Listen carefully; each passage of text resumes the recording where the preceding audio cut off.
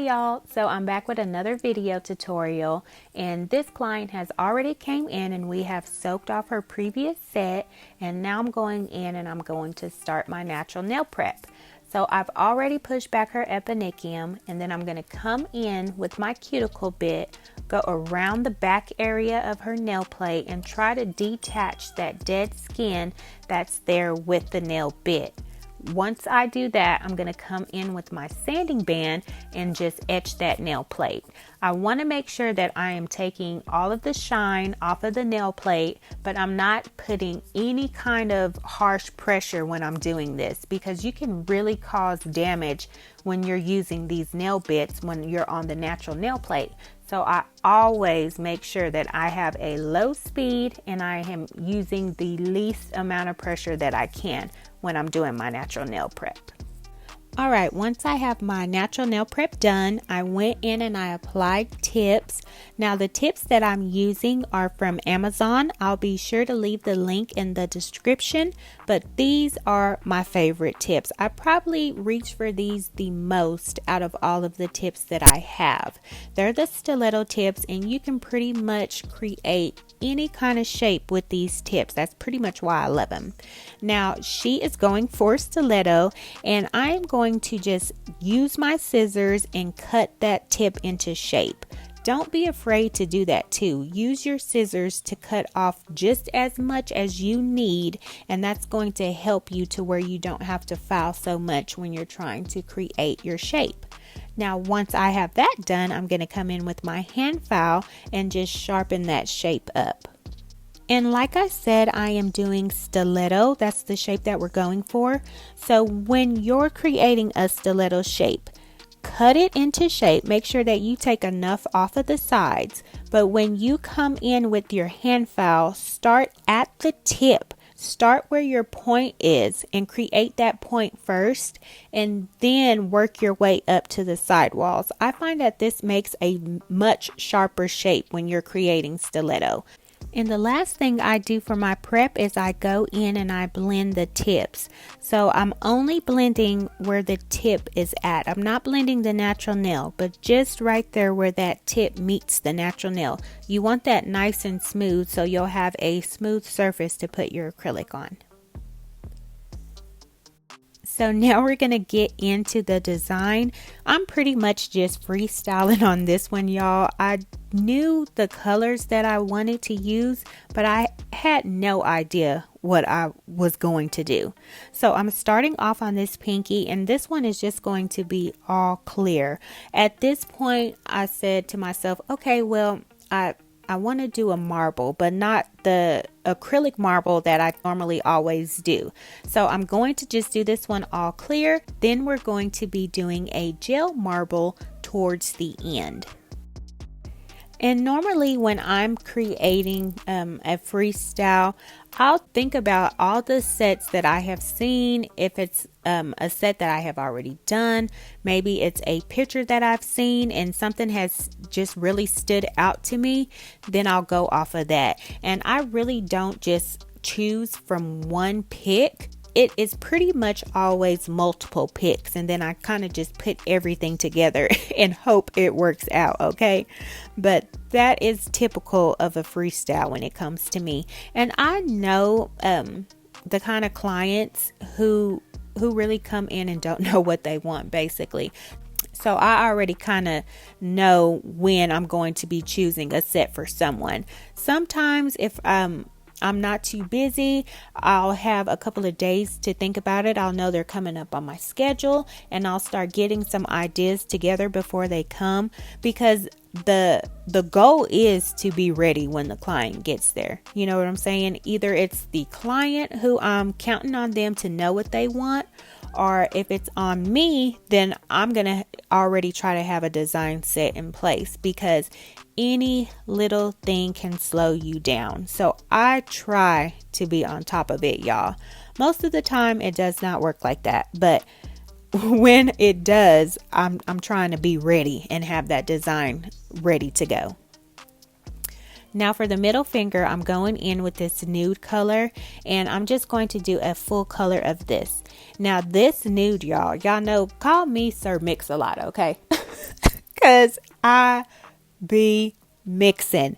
If I tell y'all, if I'm running out of something or if I see a color that I need, I'm going to just go in and start mixing up everything I got. Okay. I'm not scared to mix no color, honey. These acrylic powders, they're pretty much just all the same thing. They're pigments and colors all mixed in one.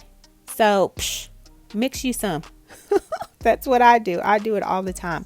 And sometimes it works out, sometimes it doesn't. But once you've been doing it, you kind of know what goes with what. And then you just look at the color that you want and you kind of just go from there.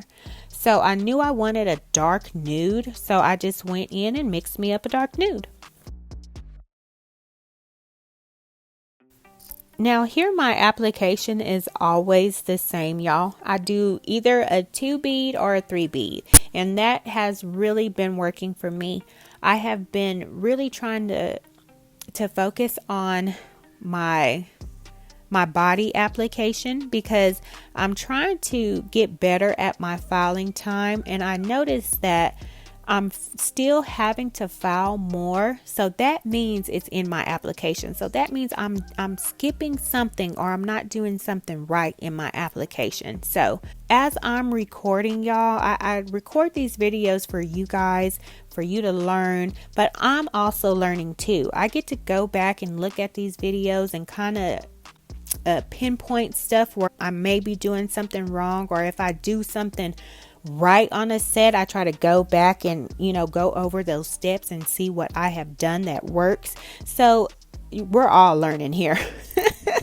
And that's why I tell girls who are learning too, I tell them, take pictures. It's just not to be admiring your work. It's to really learn from it. Every set you do is a learning process. You get better with every single set. So never stop trying to do better. You should always push to be better than what you were yesterday. That's my little 2 cents.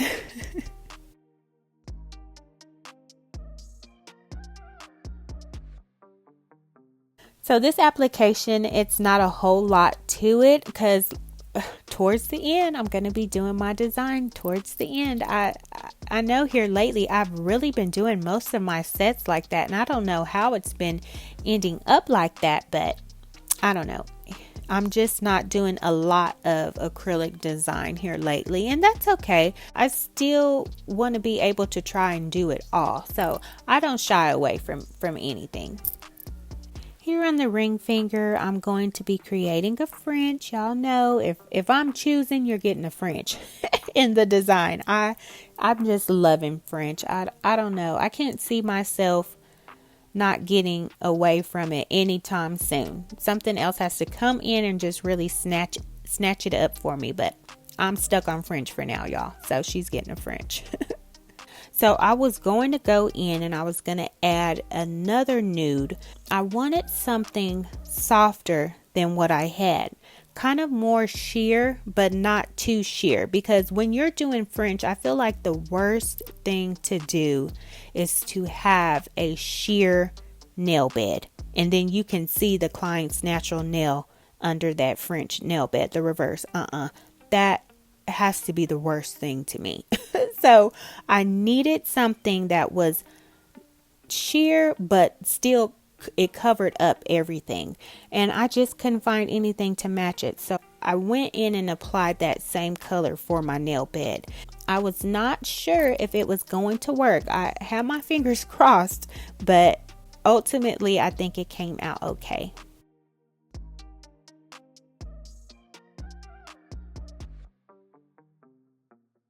Now this color I used in my last set. It is GlamandGlits Carpe Diem, and when I used it in the last set, I was like, ooh, yes, I forgot how much I loved this color. And y'all know we have been doing dark colors here lately, and I'm just now getting back into using all of these bright colors, and I'm remembering what I had. And this color, I had to use it again. I loved it so much. So it's like that mint green kind of color. Absolutely pretty. If you don't have it, get it. And it glows in the dark too. Here lately, I have been just using a whole bunch of glow in the darks, and my clients will come back and they'll be like, girl, I didn't even know my nails were glow in the dark. And I'm like, oh yeah, I forgot to tell you I used the glow in the dark nail. Because one time I had a client and honey, she did not like the glow in the dark. She was like, that kind of got on my nerves when I was asleep. So I try to make sure that I tell them, but most of the time I forget. I used to be like into separating all of my glow in the darks, but now honey, I have everything put into like color coordinated. So if you're a glow in the dark but you're purple, you're going in with all the purples, and I'm grabbing you if I need you. Okay.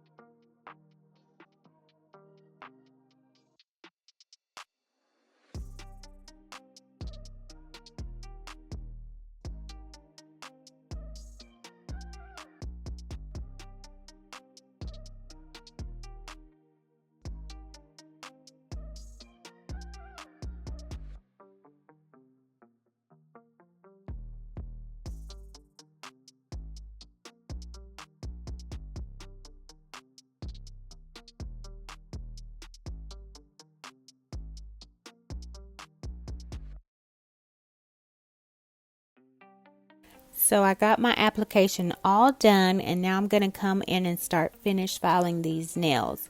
So when it comes to finish filing, if you have not seen my finish filing video, please go and watch that, because I pretty much do the same thing in all of my videos.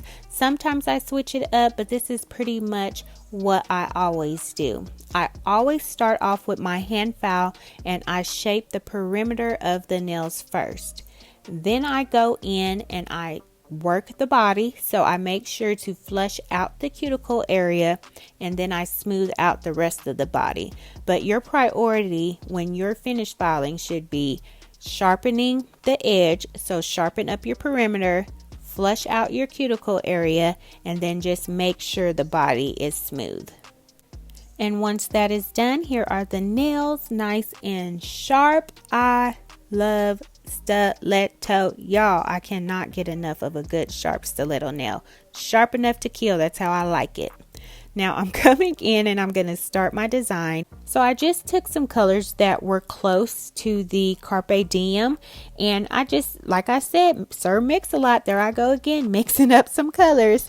So I just took those colors and mixed them up, try to get them as close as I can to the color in the set. Once I have my color mixed, I'm going to go in with my blooming gel, and my goal here is, y'all, to create a marble. So I'm going to lay down that blooming gel, and then I'm going to go in with that color that I mixed and kind of just start here. This is going to be my base, because anytime that I'm doing design work, I want there to be layers. I want you to see dimension in the nails. So anytime that you're taking inspiration from anything, I'm doing marble, it's good to look up a marble picture and you go from that, and you'll be able to kind of just pick out all of those little details and put that into the nail. I think that's what separates, a good quality set just from a basic set. You see what I'm saying? You want to be extra. You want to go the extra mile and add those touches. So like I said, I'm going to do the same thing. I'm going to go in and apply just a thin layer of this blooming gel. And this is not going to be a lot, so you won't see a lot of this color towards the bottom, but if you look close enough, you'll see that layer, like I said. So I'm going in with my striping brush and I'm just going to lay that color down. And now I have a little dapping dish full of acetone, and I'm just going to take another art brush and really just start dabbing the edges of that color, just allowing it to move around. And then once I do that, I'll go in and I will cure it.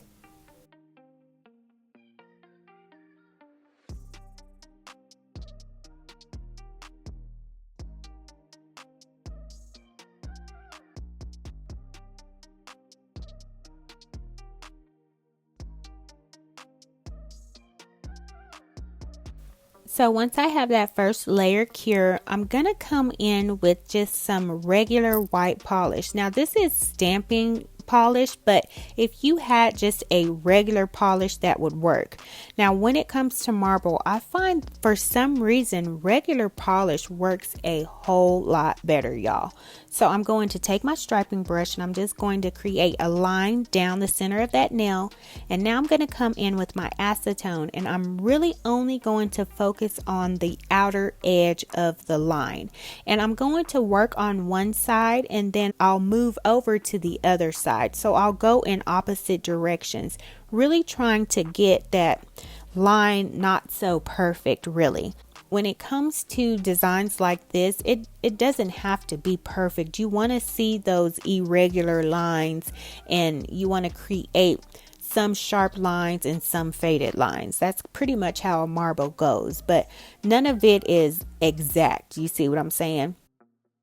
So once again, I'm taking my art brush, tapping it into the acetone and really just dispersing that color, letting it spread as much as it can. Like I said, you want to keep some of it intact and then you want to disperse some of it. And it's up to you how much you want to fade it out. If you like it faded more, then fade it. And then if you want to go in and you want to add just some more tinier little lines, also do that. Then I'm going to go in with my Carpe foil gel and I'm going to apply just a thin layer and then let her cure for 60 seconds. Here, y'all, I am showing my client all of the stickers that I have been making. We're going to use that gold Playboy bunny. So I was pulling that out and I was kind of showing her the stickers that I have made. I have been having so much fun, y'all, making these stickers. And don't worry, I am definitely going to be doing a video and showing you guys how I made all of these. So I'm pulling out my foil book, y'all, and I'm just going to pick a gold that is closest to that Playboy bunny. So I'm always making sure that everything is flowing together. I don't want to go in and grab like a yellow gold when this is more of a metallic gold. So little details like that, you want to make sure that you're on top of it. And I'm just going to randomly place it onto the nail. I only want small accents of this. So normally what I'll do is I'll kind of just crumble up my foil just a little bit and that'll kind of separate it. And that way when I press it onto the nail, it will not just be one big blob of foil. You kind of want it spread out in small pieces over the nail. So now I'm going to take my sticker and it was too big to put it at the tip. Normally that's where I would put my stickers, but since it was so big, I kind of just put it at the back of the nail and it fit there. So I really went in and kind of just rubbed that on there and made sure that it was really stuck on there good. Then I went in and added just a Chanel sticker. I really wasn't going to add anything. I was pretty much done with the set, but I kept looking at it and I felt like that color needed something on there. I needed to kind of bring it all together because I put the white marble on those clear nails. So I thought the white Chanel would be a good touch.